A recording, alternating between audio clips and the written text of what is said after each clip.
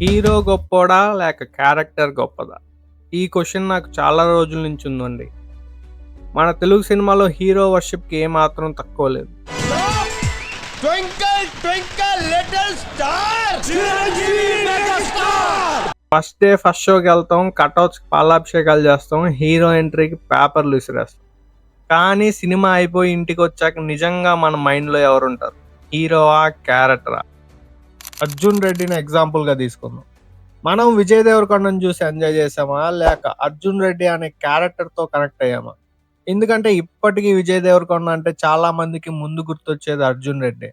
అలాగే 'పుష్ప' అంటే 'అల్లు అర్జున్' గుర్తొస్తాడు.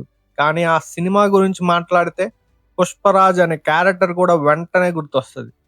'జెర్సీ' అంటే 'నాని' అని అందరికీ తెలుసు. కానీ 'అర్జున్ జర్నీ' గురించి మాట్లాడినప్పుడు మనలో చాలా మంది ఎమోషనల్‌గా కనెక్ట్ అయ్యి ఉంటారు.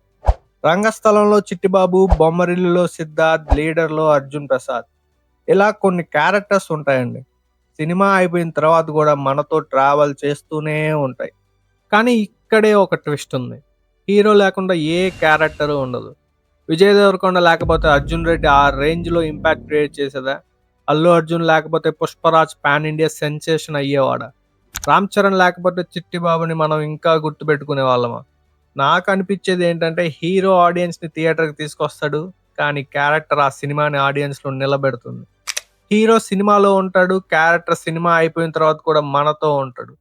అందుకే మనం హీరోని సెలబ్రేట్ చేస్తాం. కానీ క్యారెక్టర్‌ని క్యారీ చేస్తాం. కొన్నిసార్లు హీరో కన్నా క్యారెక్టర్ మన జీవితంలో ఎక్కువ రోజులుంటుంది. అందుకే ఇప్పటికీ 'అర్జున్ రెడ్డి' గుర్తుంటాడు. 'పుష్పరాజ్' గుర్తుంటాడు. 'జిట్టిబాబు' గుర్తుంటాడు.